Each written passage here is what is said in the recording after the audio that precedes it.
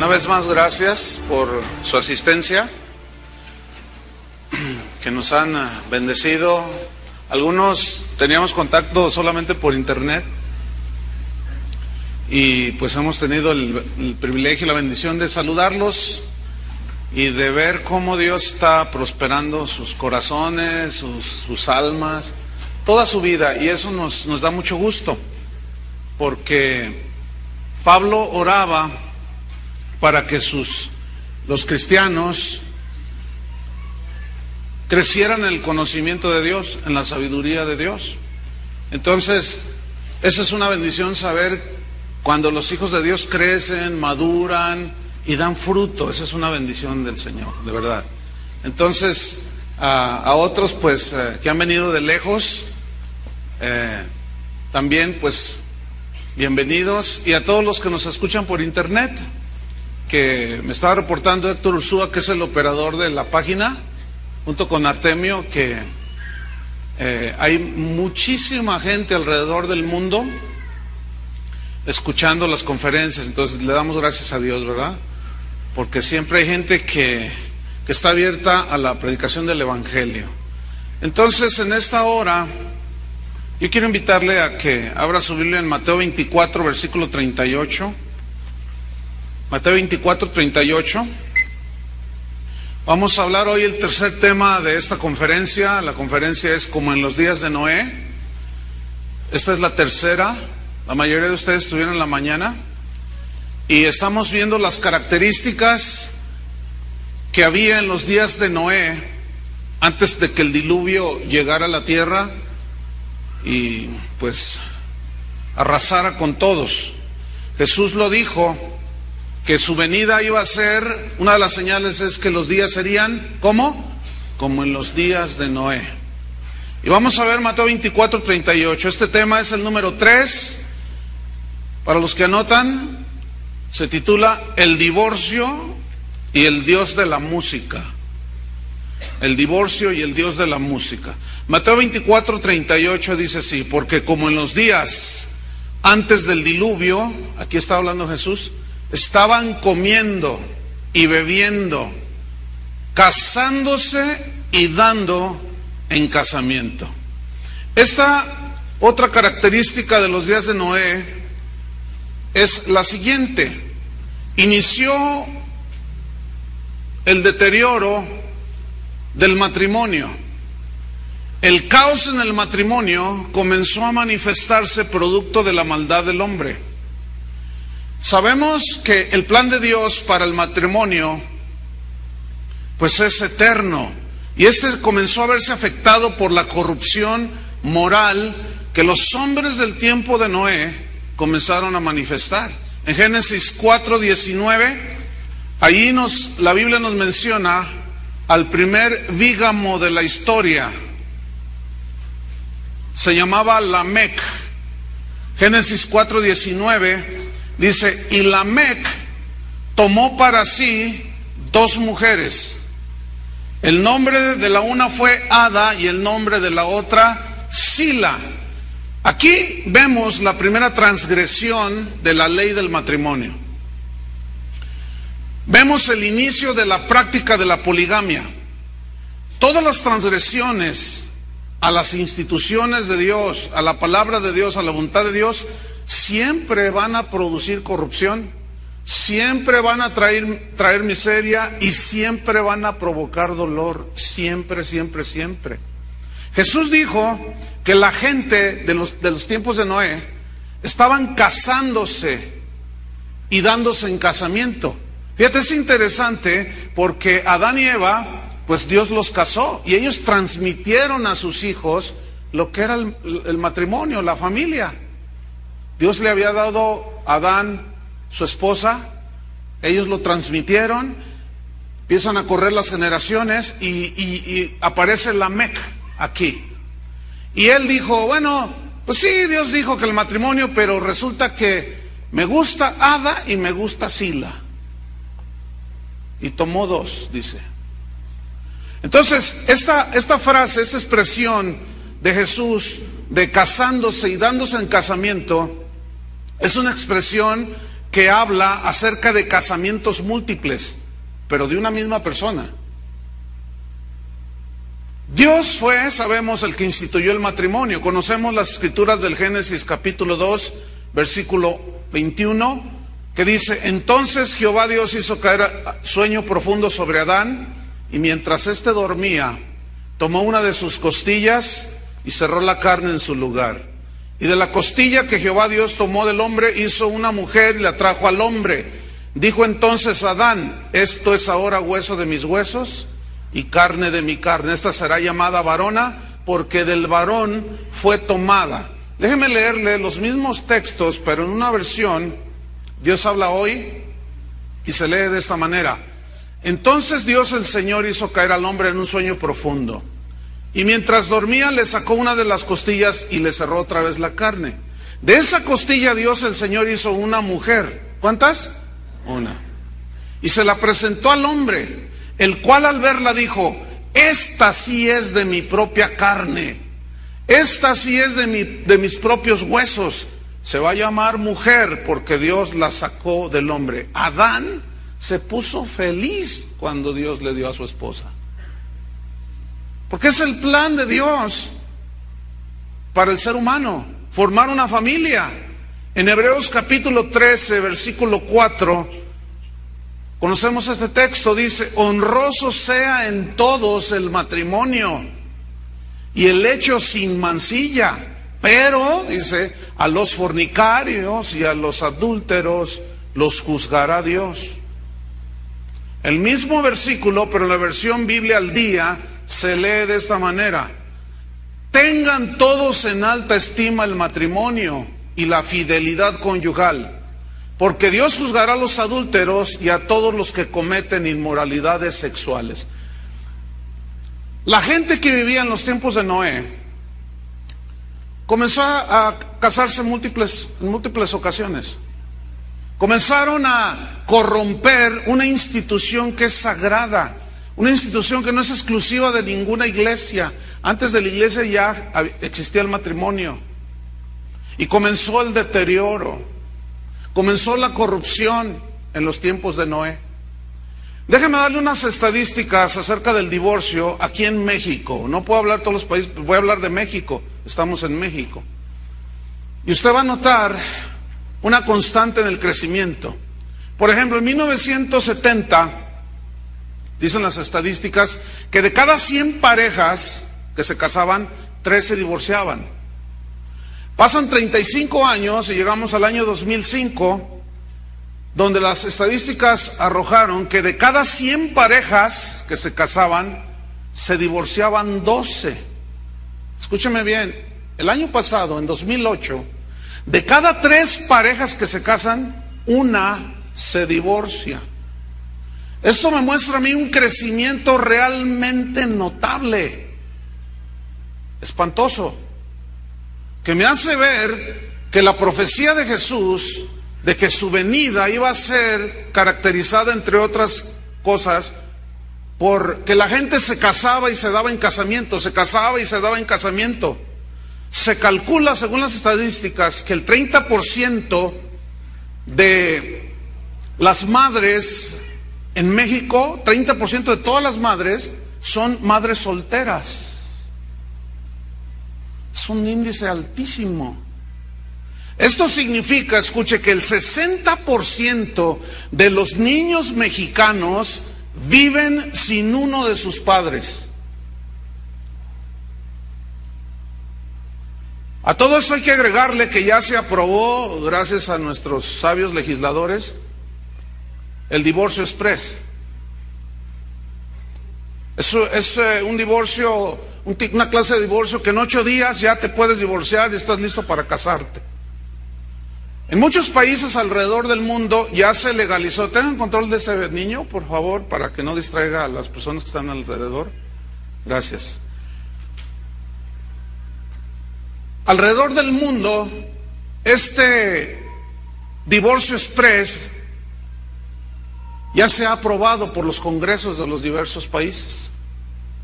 Esto producirá niños condenados a repetir el divorcio, condenados a repetirlo a vivir y a reproducirse, esto es algo trágico.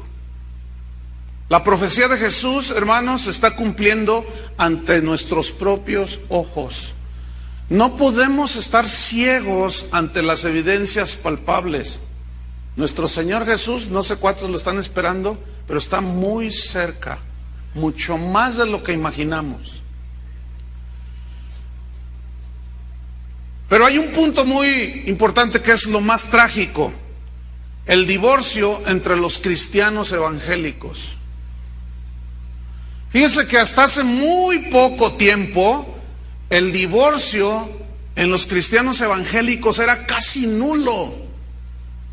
Hoy es una plaga que ha infestado las iglesias cristianas.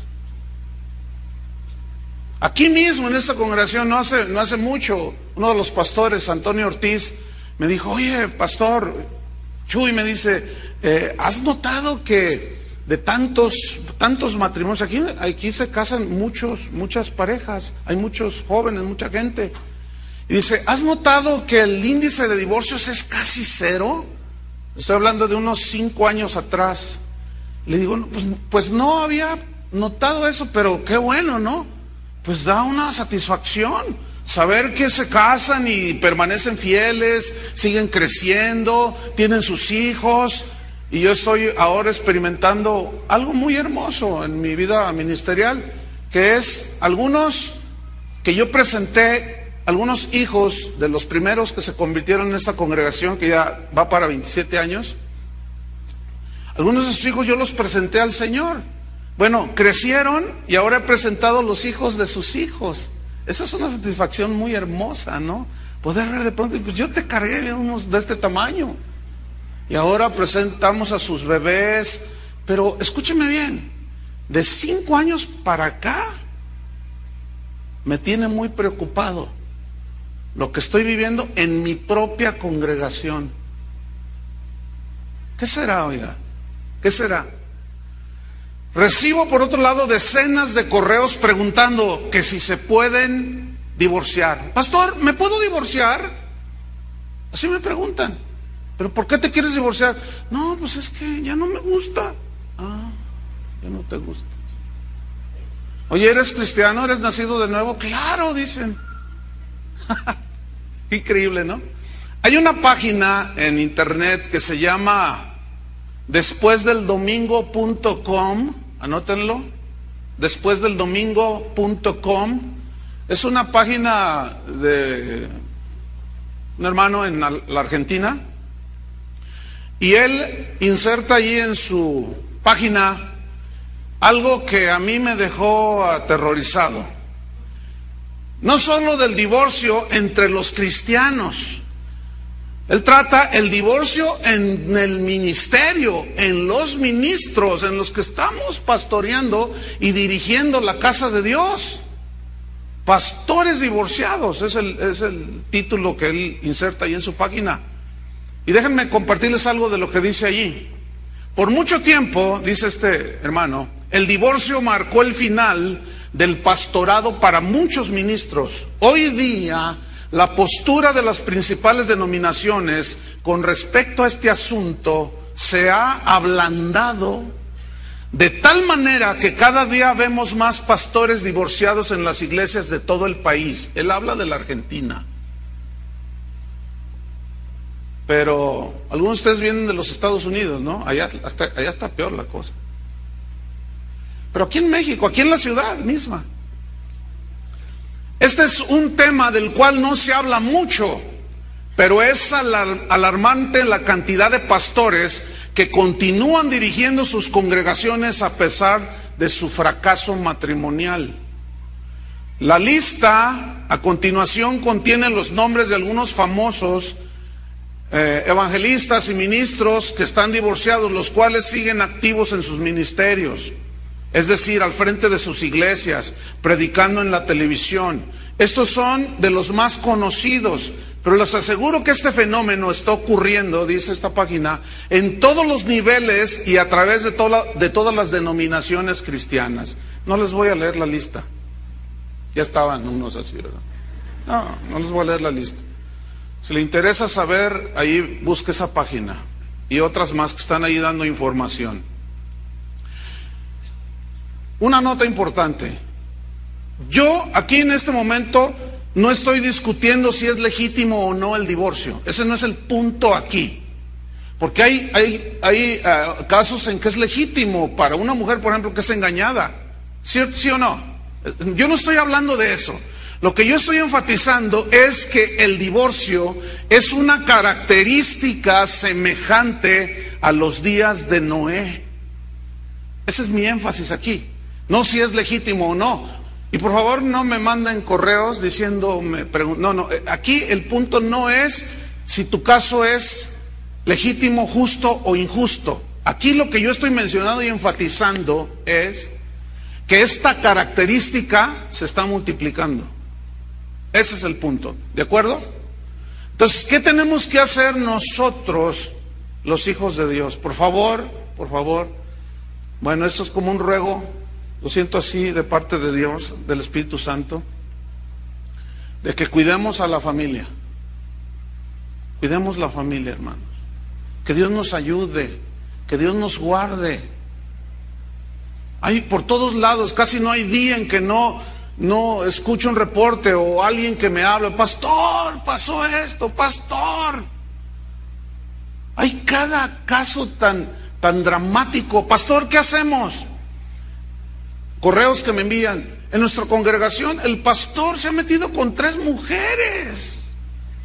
Y el otro día fuimos un grupito a decirle al pastor que pues qué está pasando y nos dijo, cállense, ¿quiénes son ustedes para juzgar? Ustedes no son nada, yo soy el ungido de lujuria. Y la gente no sabe qué hacer porque inmediatamente la callan. ¿Qué hacemos, pastor? Porque nuestros hijos están mirando todo esto. Yo sí les digo en algunos casos, salte de ese lugar. Necesitamos afirmar nuestro matrimonio en Cristo y su palabra. ¿Cuántos dicen amén? Tentaciones hay un montón. La sensualidad ha llevado a la caída a muchos. Y debemos de agarrarnos de la gracia de Dios, hermanos. Que Dios nos guarde, que Dios nos proteja, que Dios nos cuide. Pero necesitamos estar en la palabra de Dios, necesitamos estar con el Señor. Porque esa es la característica en el mundo. Los números son fríos, hermano. En Estados Unidos, de cada 2 matrimonios, 1 se divorcia. Es espeluznante lo que está sucediendo. Y si tú me preguntas, ¿Estados Unidos es cristiano? Pues imagínate, ¿no? Entonces, esta es otra de las señales, características del tiempo en los días de Noé, los tiempos de Noé, que es una característica que estamos viendo el día de hoy. A mí se me llena de tristeza cuando me envían correos o gente, a veces que salgo a compartir por allí, y me hacen preguntas acerca del divorcio y ¿por qué te quieres divorciar? No, pues es que me equivoqué y Dios perdona los errores, ¿no? Y un sinfín de pretextos muy ligeros. Y eso es muy grave, hermanos. Necesitamos abrir los ojos. Otra de las características de los tiempos de Noé era lo que yo he llamado el Dios de la música. Fíjate que la música era más importante que Dios en los tiempos de Noé. Vamos a meternos ahí, vamos a estudiar Génesis 4:21. Vamos allí, Génesis 4, versículo 21. Entonces el divorcio, señal de los días de Noé. La música, el auge de la música que se convirtió en un dios. Génesis 4:21 dice así: y el nombre de su hermano fue Jubal, el cual fue padre de todos los que tocan arpa y flauta. Mira, todos sabemos que Dios es el creador de la música. ¿Están conmigo? Sí, ¿verdad? Ok. Y en su creación angelical, se distinguió un ángel que era netamente musical. Así como Gabriel es el ángel netamente mensajero, siempre que hubo un mensaje ahí estaba Gabriel. Así como hay un ángel llamado Miguel que es netamente el guerrero, también hay un ángel en la creación angelical. Todo esto lo sabemos nosotros. También hay un ángel netamente musical. Ezequiel 28, versículo 13, ahí nos narra acerca de la creación de este ángel musical. Ezequiel 28, 13 dice así: en Edén, en el huerto de Dios estuviste, de toda piedra preciosa era tu vestidura, de cornerina, topacio, jaspe, crisólito, berilo y ónice, de zafiro, carbunclo, esmeralda y oro. Quiero que noten cómo era su vestidura, hermosa, preciosa, tenía incrustaciones de piedras preciosas en toda su vestidura. Pero se distingue lo siguiente: los primores de tus tamboriles y flautas estuvieron preparados para ti en el día de tu creación. Vemos aquí cómo fue creado este ángel, este querubín protector. En Isaías 14:11 da otro rasgo de qué clase de instrumentos tenía en sí mismos las vestiduras de este ángel. Y aquí habla, ya después de que Satanás se rebeló allá en los lugares celestiales, dice: descendió al Seol tu soberbia y el sonido de tus arpas. Si ponemos atención, vemos en estos dos versículos de Ezequiel y de Isaías tres tipos de instrumentos. Vemos tamboriles, vemos flautas y vemos arpas. Bien, los tamboriles representan todos los instrumentos de percusión, habidos y por haber. Las flautas representan todos los instrumentos habidos y por haber de viento. Las arpas representan todos los instrumentos musicales de cuerdas. Bien, si ustedes notan, estos tres tipos de instrumentos componen todo lo que es una orquesta sinfónica. Hay percusiones, hay vientos y hay cuerdas. Y aquello es un sonido espectacular. ¿Cuántos han oído alguna sinfónica? Es maravilloso. Hace poco estaba oyendo la sinfonía de Händel, el Aleluya de Händel. Es espectacular. La música, hermanos, es un regalo de Dios. Pero el ángel musical la ha torcido.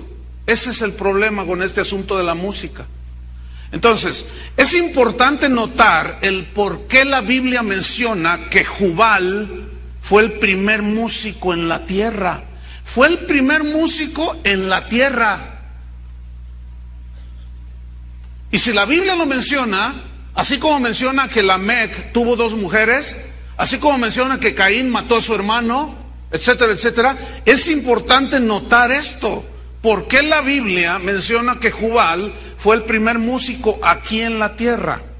En primer lugar, Jubal su nombre significa arroyo que fluye. Eso significa Jubal, arroyo que fluye. Y si tú entiendes esto, la música empieza de menos a más. Hay un crescendo que le llaman. Hay un fluir. Corre, la música corre. Empieza y corre. Y es muy interesante que le hayan puesto Jubal, arroyo que fluye.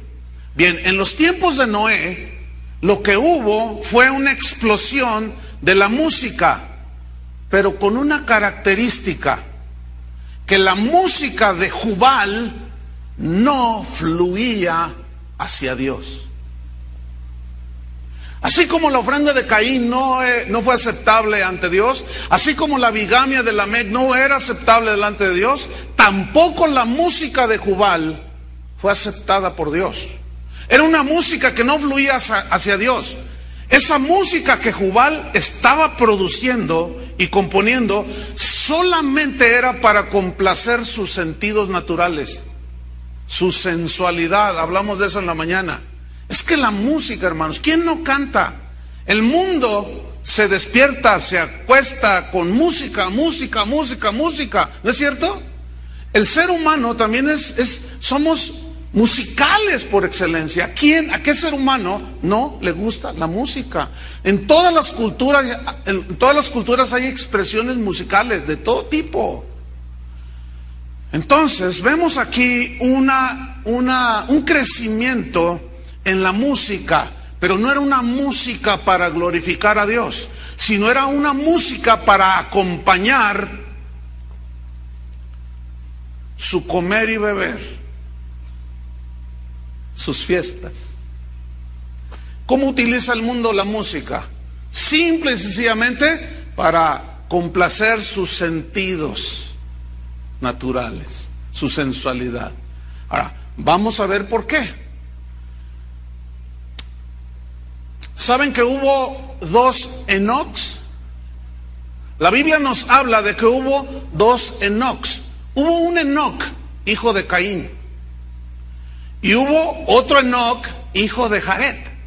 Vamos a verlo en la Biblia. Vamos a Génesis 4:17. Dos Enoc hubo. Esto es muy interesante. Escudriñando descubrí esto. A veces hay tanto que buscar y escudriñar. Descubrí algo bien interesante. Mira, en primer lugar, Enoc significa consagrado. Eso significa el nombre Enoc, consagrado. Ahora veamos. Génesis 4:17. ¿Ya lo tiene? Dice: y conoció Caín a su mujer, la cual concibió y dio a luz, ¿a quién? A Enoc. Y edificó una ciudad y llamó el nombre de la ciudad del nombre de su hijo, Enoc. Así llamaba, Enoc. DC. Fíjense qué interesante. Caín tiene un hijo y le llama consagrado. En Génesis 5:18 vemos al otro Enoc, hijo de Jared, de la línea de Set.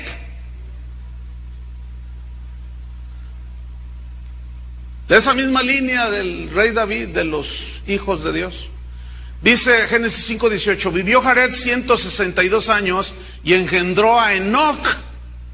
Vivió Enoc 65 años y engendró a Matusalén, el hombre que ha vivido más años aquí en esta tierra. Entonces, fíjate, Caín tuvo un hijo y le puso consagrado. Jared tuvo un hijo que fue el padre de Matusalén y le puso consagrado. Y aquí hay una diferencia, fíjate, los dos eran consagrados. En la mañana lo vimos. Gente que profesa fe, creer en Dios, pero no están lavados con la sangre de Cristo. Cristianismo sin sangre se llamó esa enseñanza. Bien, entonces aquí vemos lo siguiente. Enoc, el hijo de Caín, estaba consagrado, pero no a Dios. Estaba consagrado al mundo y a los placeres del mundo. Su música fue sensual, simple y sencillamente para acompañar y sobrellevar y satisfacer los deseos de la carne. Pero el otro Enoc, el hijo de Jared, ese estaba consagrado a Dios. En Génesis 5:24 dice: caminó pues Enoc con Dios y desapareció. ¿Por qué? Porque Dios le llevó. Los dos se llamaban igual. Los dos se llamaban consagrados. Pero uno fue consagrado, repito, a los placeres del mundo y el otro consagrado a Dios. Fíjate lo que dice Apocalipsis 3:1. Esta es una exhortación al pastor de la iglesia en Sardis, que parece ser como que su mensaje lo había diluido. Su mensaje no producía la vida como hoy se estila predicar el evangelio, diluyéndolo. Este versículo está tremendo. Apocalipsis 3:1 dice: escribe al ángel de la iglesia en Sardis. Ustedes saben que el ángel se refiere al pastor, porque los ángeles no pastorean, entonces se refiere al pastor. Escríbele al pastor de la iglesia en Sardis, escuchen, el que tiene los 7 espíritus de Dios y las 7 estrellas, dice esto: yo conozco tus obras, que tienes nombre de que vives y estás muerto. Entonces esos 2 Enocs eran muy distintos. Vamos a ponerle cristianos. Los 2 se llamaban cristianos. Vamos a ponerle así ahora. ¿Cuánta gente se llama cristiana? Está metida en las iglesias y están consagrados al mundo, a simplemente satisfacer sus sentidos naturales. Y les encanta ese evangelio sensual que nada más les satisface sus sentidos de ver, de tocar, de sentir. Pero hay otra línea, la del otro Enoc, consagrado a Dios. Ese caminó todos los días con Dios. Miró la corrupción alrededor y dijo: no, yo camino con Dios. Mi canto, mi música, mi ser, lo que yo pueda hacer, todo está consagrado a Dios. ¿Qué no dice Pablo a los romanos? Os ruego por las misericordias de Dios que presentéis vuestros cuerpos en sacrificio vivo, santo, agradable a Dios. Los cristianos somos llamados a ser santos, exclusivos, consagrados. ¿Para quién? Para Dios. No podemos tener un pie en la iglesia y otro pie en el mundo, hermanos. Necesitamos definirnos. Muchos están así con un pie en Cristo y otro en el mundo. No se puede, es imposible. Sin embargo, así están viviendo. Entonces vemos claramente aquí que sigue otra vez la línea de los 2 linajes. Vamos a ver el linaje de Jubal, volviendo al músico ¿no? Fíjese, pues cuando empecé a investigar todo esto, me encontré con un grupo cristiano que se llama Jubal. Qué increíble, ¿no? Nada más porque fue el primero que tocó la flauta y el arpa. ¡Ay, gloria a Dios! Pero vean lo que dice. Vamos a ver el linaje de Jubal. Vamos otra vez al Génesis 4, versículo 17. Vamos a retomarlo. Dice: y conoció Caín a su mujer, la cual concibió y dio a luz a Enoc, el consagrado al mundo. Y edificó una ciudad y llamó el nombre de la ciudad del nombre de su hijo, Enoc. O sea, Las Vegas, Nevada, pues, para que me entiendan. Y a Enoc, el hijo de Caín, le nació Irad. Irad significa fugitivo. Imagínate ponerle a tu hijo fugitivo. O sea, un escondidizo. ¿De qué se escondía? No quería saber nada de Dios. Así se llamaba, así le puso a su hijo. Irad, fugitivo. E Irad, dice, engendró a Meujael. Y Meujael significa golpear. Imagínate ponerle a tu hijo golpeador. Increíble. Así le puso, golpeador, pero la palabra hebrea también significa golpeador, pero a la vez golpeado por Dios. Qué interesante, ¿no? ¿Te imaginas un nombre, un niño, y ponerle ese nombre? Golpeador, violento. ¿Cómo es la gente en el mundo, hermanos? Es violenta. Ayer aquí sucedió en la ciudad una tragedia.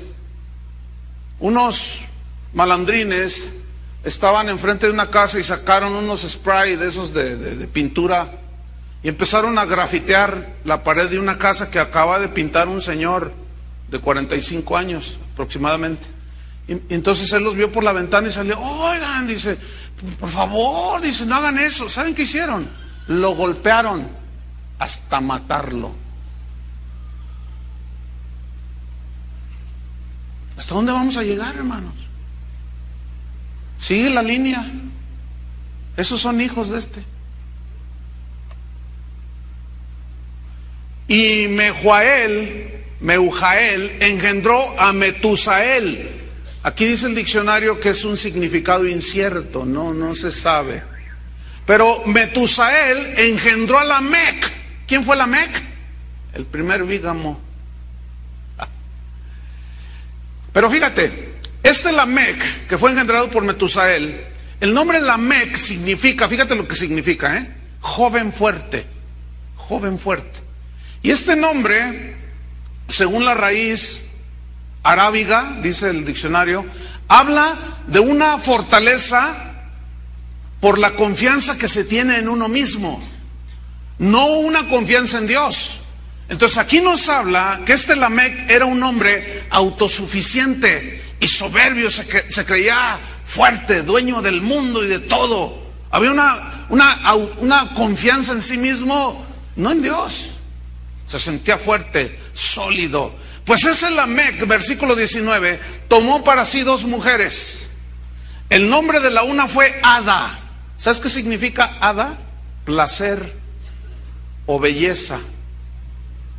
Entonces como que la vio y dijo, esta es nomás para el placer. Fíjate qué interesante, ¿no? Su belleza, me cautivó. Pero luego dice que tomó el nombre de la otra que se llamaba Sila. ¿Sabes qué significa Sila? Significa sombra, significa oscuridad. Como la amante que siempre está oscura, en la oscuridad, escondida. Qué increíble, ¿no? Es increíble, la Biblia es increíble, hermanos, en los detalles que nos da. Entonces, por un lado, dice, voy a casar con esta para el placer, su belleza me encanta, pero la otra la voy a tener en la sombra, en la oscuridad. Qué increíble, ¿no? ¿A qué le suena eso? ¿Dónde he oído eso? ¿Dónde he oído eso? Versículo 20. Y Ada dio a luz a Jabal. Fíjate, Jabal significa el que se desliza, el que se resbala, cada resbalón, ¿no? Imagínate ponerle a tu hijo el que se resbala. Y todo es una resbaladera en el mundo, hermanos. ¿No es cierto?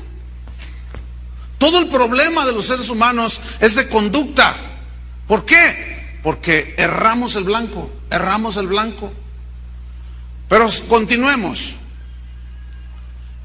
Y Ada dio a luz a Jabal, el cual fue padre de los que habitan en tiendas y crían ganados. Fíjate, aquí se originó la cría del ganado. Fue el primer ganadero en la Biblia. Vemos el versículo 21. Y el nombre de su hermano fue Jubal. Ahí aparece ya Jubal. ¿Ven? De la descendencia de Caín. Jubal, recordemos, significa arroyo que corre, arroyo que fluye. Y luego dice el texto, el cual fue padre de todos los que tocan arpa y flauta. Cuando dice fue el padre, es que en él se originó. Los músicos aquí en la tierra. Ahora, ¿de dónde viene Jubal? De Caín. ¿Cómo era su música? Seguimos leyendo. Versículo 22. Y Sila, o sea, la sombra, la otra, también dio a luz a Tubal Caín. Tubal Caín significa confusión. Imagínate, mi hijo, hoy va en confusión para acá. Qué horrible. Y dice que Tubal Caín fue artífice de toda obra de bronce y de hierro. Ahí se iniciaron los primeros artesanos también. Del bronce, trabajaron el bronce y el hierro. Y la hermana de Tubal Caín fue Naama, que significa alegre o placentera. O sea, sí que le gusta la fiesta. Versículo 23. Y dijo Lamec a sus mujeres. Ahora, déjeme darle una anotación. Por la forma en que está construida en el original, en el hebreo, lo que le dijo Lamec a sus 2 mujeres enseña o muestra que fue cantando lo que dijo. Esto es bien interesante. Ahora, es muy probable que Jubal estaba ahí en el teclado o en la guitarra. Órale, échale, papá, órale. yo te toco al son que me pidas.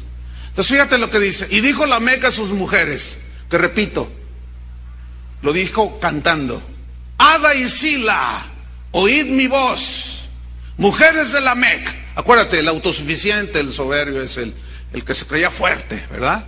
Dijo: Ada y Sila, oigan mi voz, mujeres de Lamec, escuchad mi dicho, que un varón mataré por mi herida y un joven por mi golpe. Yo me lo imagino con una botella de tequila a un lado. Ahora fíjate, la Biblia, la versión Biblia al día, dice este versículo, el 4:23. Lamec dijo a sus mujeres, Ada y Sila: escuchen bien, mujeres de Lamec, escuchad mis palabras. Maté a un hombre por haberme herido, y a un muchacho lo maté por golpearme. Él te está cantando. Este fue el que inventó los narcocorridos. ¿Cómo canta el mundo? No canta de matar, no canta de fornicar, no canta de adulterio, no canta de engaño, no canta de todo. Este tipo está cantando.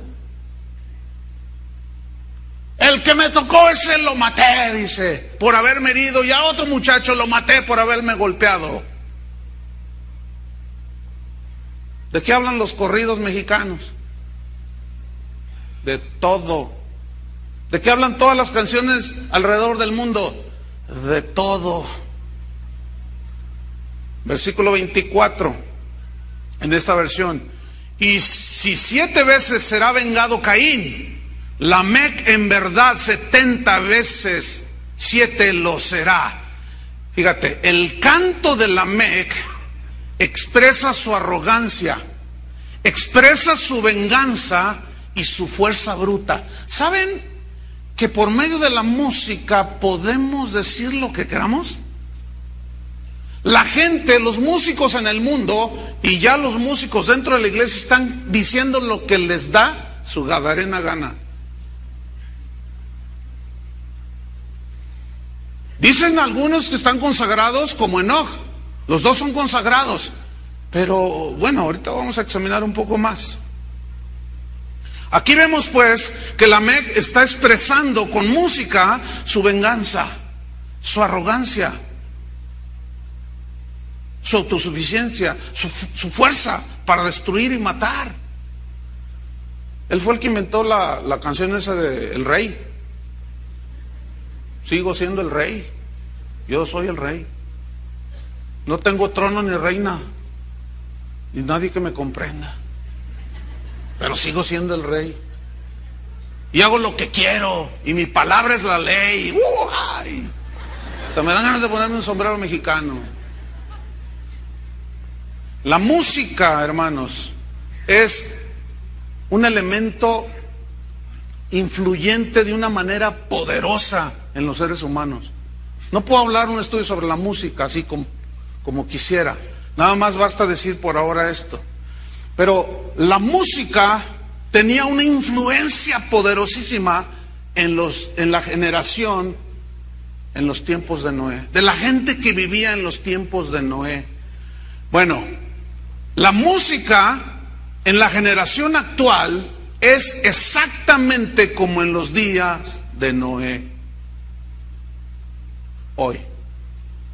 Pregunta: ¿quiénes son de los que ganan más dinero en el mundo? ¿Sabe quiénes son? Los que se dedican al entretenimiento. Entre estos hay 3 ramos. Uno son los actores, esos ganan una millonada. 30 millones por hacer Batman. Es impresionante el dineral que ganan. Están los deportistas, un contrato de $50 millones por una temporada en el béisbol, hasta $100 millones. Es impresionante que un deportista gane tal cantidad de dinero. Pero otros de los que ganan más dinero en el mundo, ¿quiénes son? Ya, mire, ya le atinó.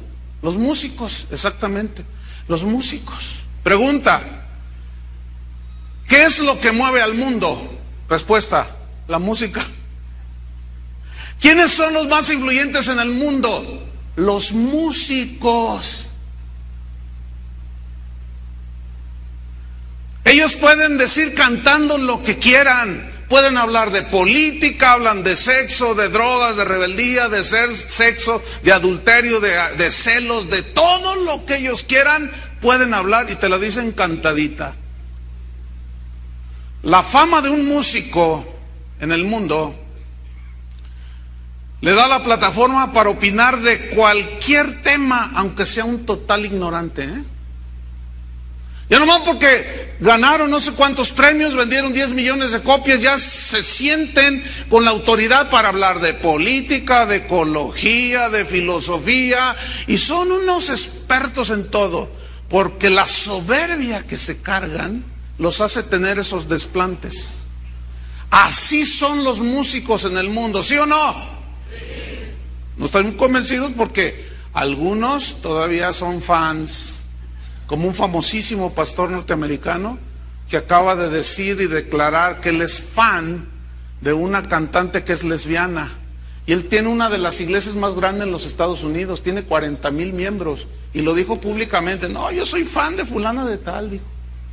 Y es una mujer lesbiana que canta cada barrabasada y un pastor es su fan. Imagínate que yo te digo: yo soy fan de la banda El Recodo. No, pues los hermanos dicen: qué buena onda el pastor. Los sensuales dicen eso. Ay, qué buena onda. Le gusta la banda del norte, ¿verdad? Sinaloense, la tambora. La fama de un músico le da esa plataforma, aunque sean ignorantes. ¿Por qué? Porque se sienten autosuficientes, fuertes, se sienten dioses. Bien. El espíritu de la música del mundo y el entretenimiento, le tengo una mala noticia, han invadido la iglesia de Jesucristo. Nunca como hoy, hermanos, los músicos cristianos, léase o entiéndase entre comillas, y la llamada música cristiana, habían tenido tanto auge, nunca habían tenido tanto auge, tanta influencia como el día de hoy, hermanos. Se ha convertido en el ministerio más codicioso. Todos quieren grabar su CD. Todos se quieren hacer famosos. Uno de los músicos latinos más conocidos que el cristianismo actual ha dado, acaba de declarar que su empresa vale millones y millones, así lo dice, está en un video en YouTube. Millones y millones, mi empresa vale millones y millones de dólares, dice. Y los oyentes empiezan a aplaudir. Fíjate nada más. Pregunta: ¿cuánto gana un músico cristiano en comparación con un pastor promedio? O un maestro de la palabra, o un misionero. ¿Saben cuántos se embuchan, decimos acá en México? Se echan a la bolsa. En un solo concierto, en una noche, pueden llegar a ganar hasta $200,000. Bueno, vamos a bajarle, no hay que ser exagerados, ¿verdad? Vamos a ponerle $100,000 en un concierto. $100,000, $1,400,000. Escúcheme, ¿qué pastor lo gana en un año? ¿En 2 años? ¿En 3 años? ¿En 5 años? ¿Quién? ¿Tú? ¿Iván? No, es que está...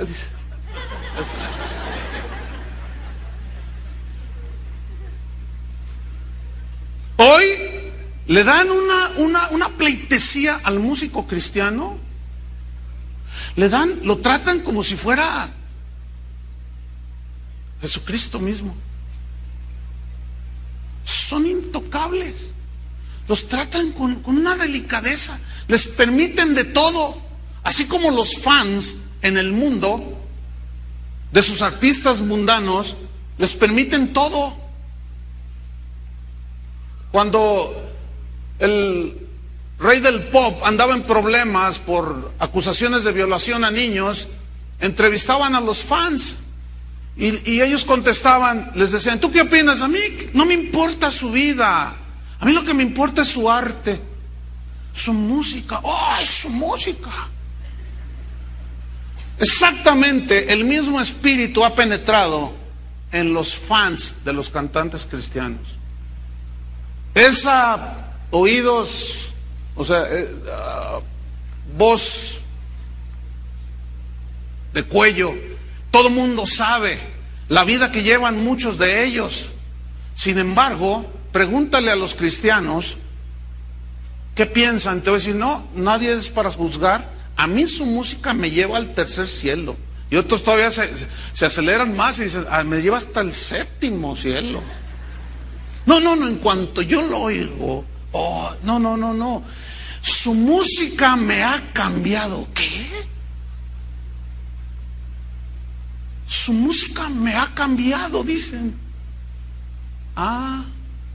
Yo pensaba en el mensaje viejo, antiguo, las sendas antiguas, que es Dios el que transforma y cambia. No, ahora es la música de esos la que me cambia. Es que yo no podría, para mí ha sido una bendición tremenda. Tú no sabes, dice.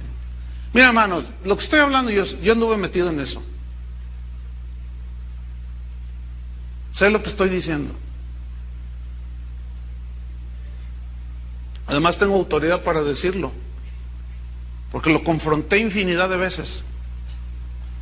Sin embargo, ahí está, entró, penetró. ¿Por qué los músicos cristianos exigen tratos especiales? ¿Por qué? El mejor hotel, vuelos en clase ejecutiva, algunos ya hasta compraron su jet privado. ¿Por qué traen guardaespaldas? Siempre ha sido mi pregunta. Otra pregunta que me inquieta muchísimo: ¿por qué hay tantos conciertos cristianos? Y cada vez, eso de cristianos, pónganlo entre comillas, ¿por qué hay tantos conciertos cristianos y cada vez menos enseñanza de las Escrituras? ¿Por qué? Hagan una comparación, pónganse a investigar. Y usted verá el abanico de conciertos por todos lados. Y luego vea las conferencias donde se enseña el Evangelio. No se puede comparar. Es un mundo de música y muy poca palabra de Dios.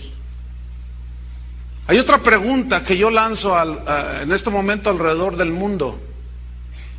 ¿Por qué reconocidísimos evangelistas están usando un extensísimo programa musical de hasta 2 horas en sus campañas y predican solamente 15 minutos?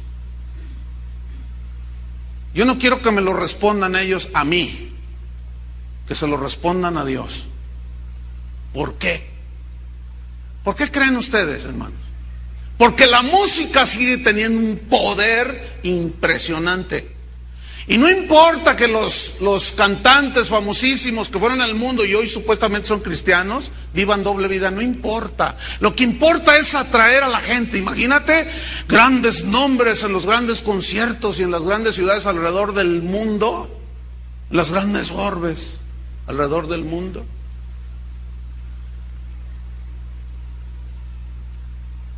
Usando el nombre de artistas famosos, con un despliegue de sensualidad impresionante y solo 15 minutos de predicación y totalmente diluido el Evangelio, sin sangre.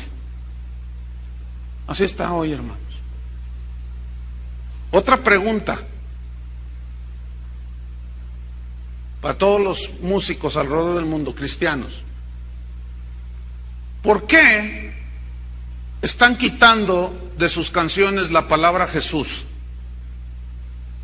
¿Por qué están quitando de sus cantos la palabra pecado? ¿Por qué están quitando de su música la palabra sangre de Cristo? ¿Por qué? ¿Qué no cantaban los antiguos discípulos, los primeros discípulos de Jesús? Primero Timoteo es un canto, Dios encarnado. Ahora es, oh, yo siento tan bonito. Sí, y todo es alrededor, un montón de palabrerío alrededor de ese canto que parece consagrado a Dios, pero no lo es. Sus canciones parecen, en muchos casos, canciones de amor entre un hombre y una mujer. Ya no sabes a quién le está cantando el tipo. Y todavía lo que es peor, algunas canciones parecen relaciones de homosexuales. Cuando estoy contigo porque tú...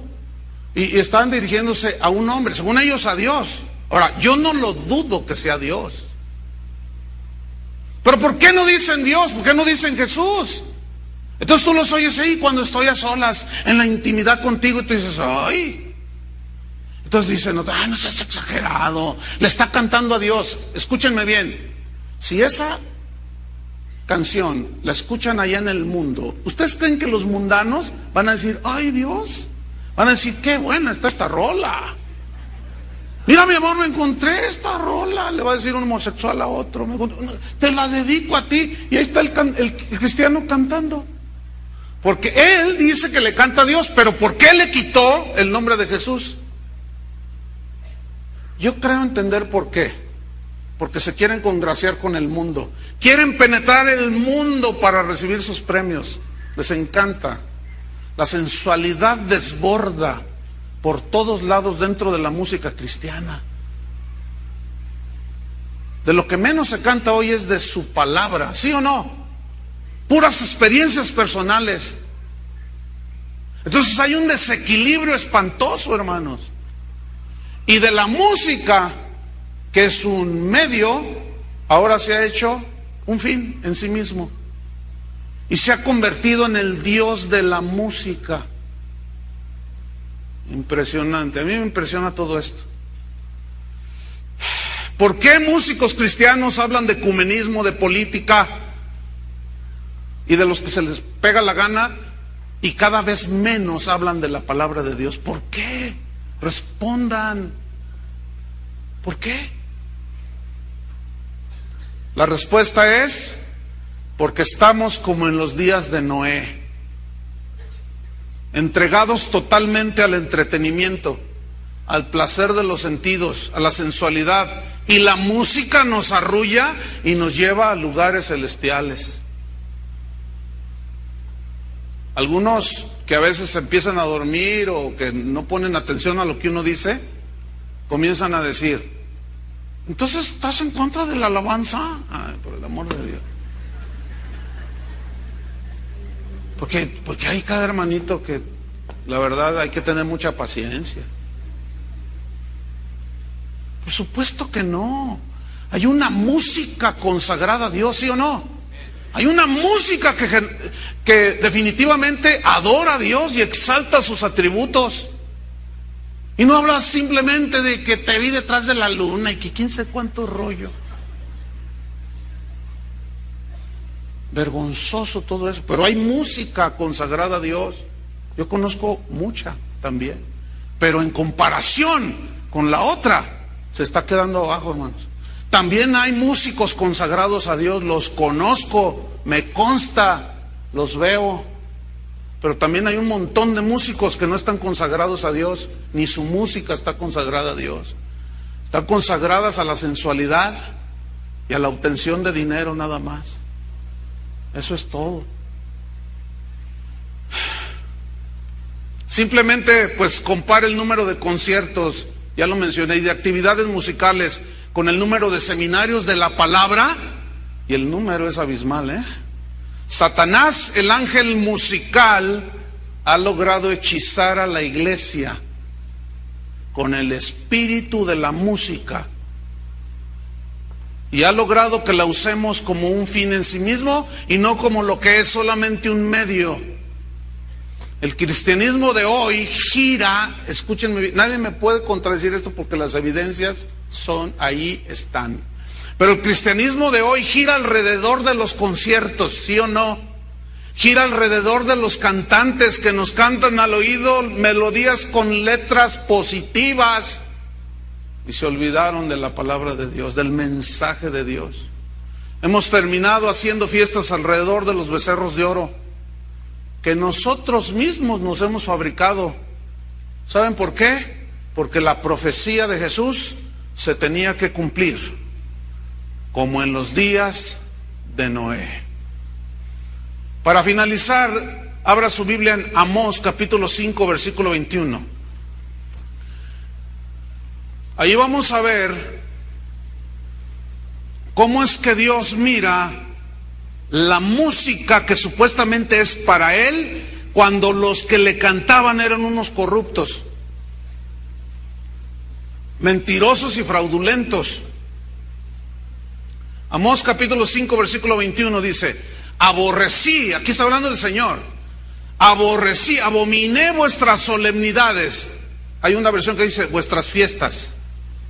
Y no me complaceré en vuestras asambleas. Si me ofreciereis vuestros holocaustos y vuestras ofrendas, no los recibiré. No miraré a las ofrendas de paz de vuestros animales engordados. Ahora, aquí estaban ofreciendo sacrificios bajo la ley, ¿cierto? Entonces, Dios había dicho que trajeran sacrificios de animales para derramar sangre. El sacerdote la rociaba simbolizando que eran cubiertos sus pecados. Pero fíjate, ellos lo hacían y Dios dice: aborrecí sus reuniones, abominé sus solemnidades. Dice el versículo 23: quita de mí, dice, la multitud de tus cantares. Aquí el vocablo multitud significa, la palabra hebrea significa bullicio, significa ruido fiestero, ruido de fiesta.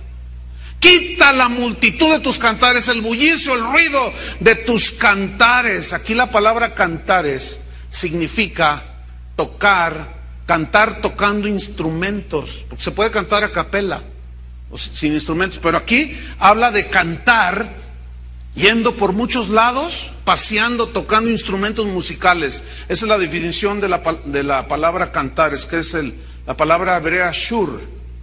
Entonces dice: quita de mí el bullicio de tu tocar instrumentos musicales, pues no escucharé, dice el Señor, las salmodias de tus instrumentos. Aquí salmodias viene del hebreo, que significa los cantos que entonas al acompañarlos con tus instrumentos. Quítalos de mí, dice, no te escucho. Abomino eso. Algunos hermanitos bien intencionados, pero la verdad, han errado en la interpretación de este versículo y dicen: ya ven, los instrumentos musicales no deben de usarse dentro de la iglesia. Ay. Basta leer el contexto.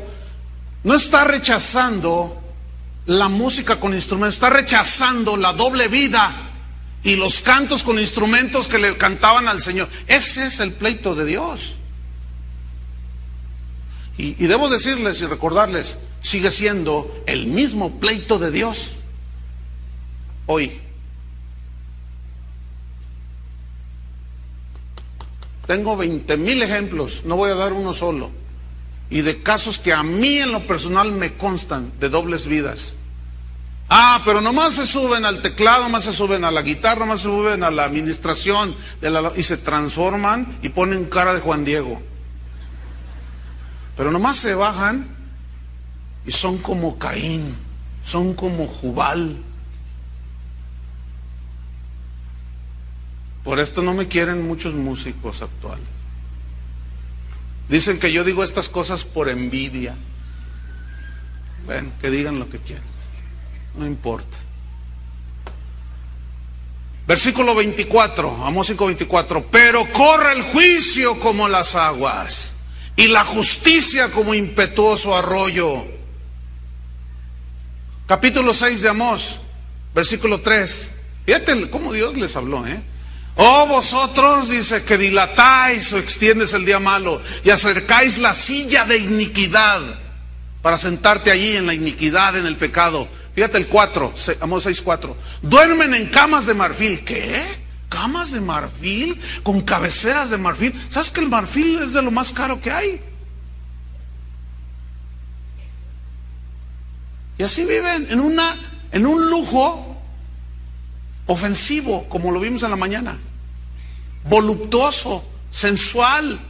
Duermen en camas de marfil y reposan sobre sus lechos. ¿Saben quiénes son los más flojos y los que se levantan más tarde en las mañanas? Los músicos. ¿Saben eso, no? ¿Dónde estoy? En el versículo 6. 4. Duermen en camas de marfil y reposan sobre sus lechos. Y comen los corderos del rebaño y los novillos de en medio del engordadero. Gorjean al son de la flauta e inventan instrumentos musicales como David. La palabra aquí, gorjear, viene del hebreo parat, que significa parlotear, tarareando una canción. Entonces ustedes son unos parloteros, les dijo el Señor, unos taraleros. Gorjean al son de la flauta y cánticos, ¿verdad? Supuestamente a Dios. Hasta inventan instrumentos musicales como David. Versículo 6. Beben vino en tazones. Pero fíjate lo que viene a continuación. Se ungen con los ungüentos más preciosos o los más caros. Un lujo espantoso. Y no se afligen por el quebrantamiento de José. Por tanto, dice, ahora irán a la cabeza de los que van a cautividad. Y se acercará el duelo de los que se entregan a los placeres. Rápido, Isaías 14, versículo 11. En el juicio que Dios le hizo a ese ángel musical. Descendió al Seol tu soberbia, le dijo. Y el sonido de tus arpas, gusanos serán tu cama y gusanos te cubrirán. ¿Cómo caíste del cielo, oh lucero, hijo de la mañana, ángel musical, con todo y tu música? Cortado fuiste por tierra, tú que debilitabas a las naciones, tú que decías en tu corazón, subiré al cielo, fíjate. Deseos de reconocimiento, de fama. En lo alto, junto a las estrellas de Dios, levantaré mi trono y en el monte del testimonio me sentaré a los lados del norte. Sobre las alturas de las nubes subiré y seré semejante al Altísimo. ¿Ves? Se creyó Dios. Los músicos en el mundo y muchos dentro de la iglesia se creen dioses. Déjame leerte rápidamente y termino en la versión Palabra de Dios para Todos, Isaías 14:11. Se lee así: al lugar de los muertos vino a parar tu orgullo y la música de tus arpas. Ahí te espera tu cama de gusanos y tu cobija de lombrices. Uy. ¡Qué caída tuviste desde los cielos, lucero de la mañana! Tú que conquistaste a las naciones, ¿cómo caíste? Derribado fuiste hasta el suelo. Conclusión. En los tiempos de Noé, la música llenaba la vida de la gente. La música fue usada para el gusto y esparcimiento, pero vivían lejos de Dios. Hoy es como en los días de Noé. La música mueve al mundo, pero lo peor es que la música ha desplazado a la predicación del Evangelio. El espíritu musical del ángel caído ha invadido la iglesia. Hermanos, les tengo una noticia que es buena para nosotros. El regreso de Jesús, mis queridos hermanos, está muy, pero muy cerca. Porque como en los días de Noé, así será la venida del Hijo del Hombre. Adoremos al Señor por medio de la música, pero que nunca sea el Dios. Amén. Nunca sea el Dios. Saca de tu corazón los ídolos. Saca de tu corazón la música y mete a Dios en tu corazón. No sé si esta expresión está buena de meterlo. Él entra. Solito puede, no tienes que ayudarle. Pero abre tu corazón y ubiquemos las cosas, hermanos. Amén. Y sobre todo, aceptemos la palabra de advertencia que Jesús hace 2000 años nos hizo. Y hoy estamos a punto de presenciar el desenlace de la historia, hermano. Yo lo creo con todo mi corazón, porque las señales me lo están indicando. Necesito estar ciego o muerto espiritualmente para no ver la realidad. Pónganse de pie. Oremos.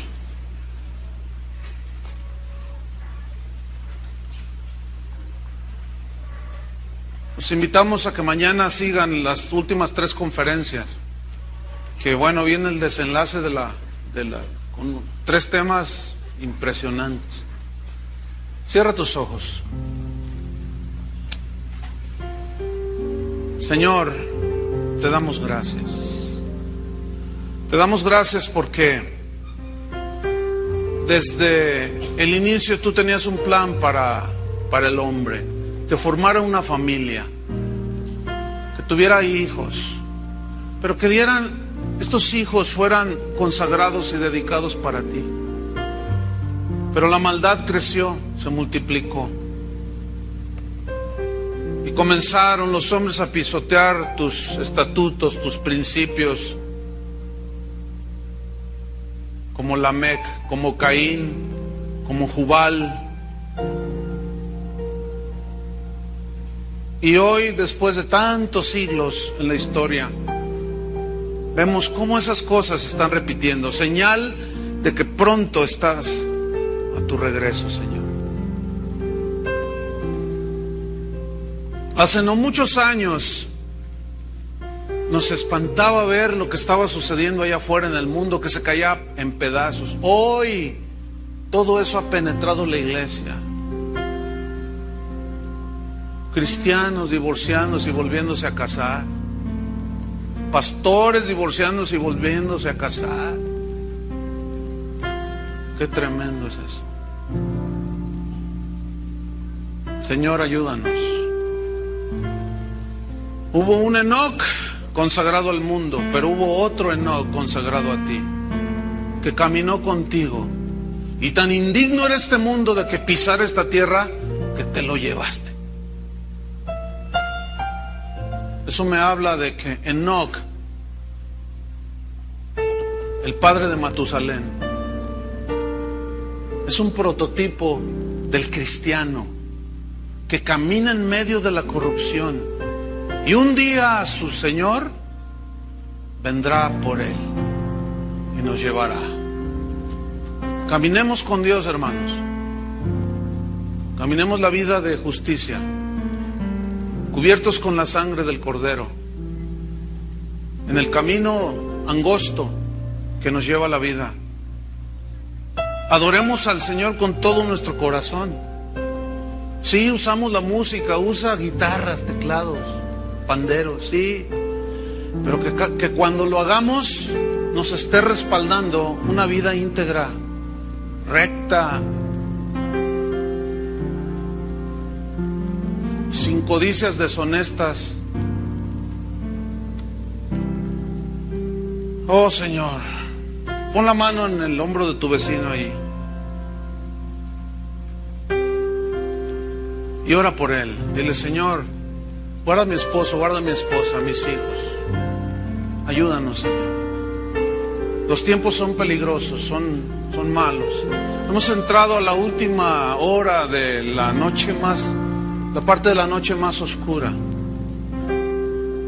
donde la multiplicación de la maldad producirá que se enfriará el amor a Dios. El amor de muchos se enfriará.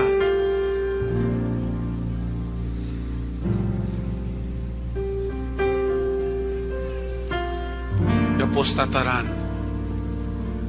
¿Por qué? Fue profetizado por Jesús. Señor, guárdanos en el hueco de tu mano. Y como dice tu palabra, que por más torpes que seamos, no nos apartemos, Señor. Podemos tropezar, pero 7 veces cae el justo y se vuelve a levantar. Confiemos en que la sangre de Cristo sigue siendo poderosa para perdonar nuestros pecados y limpiarnos de toda maldad. Esa no ha perdido su eficacia. Tampoco la ha aumentado, esa sigue siendo y siempre será. Oh, Señor. Ayúdanos, Señor. Ora por tu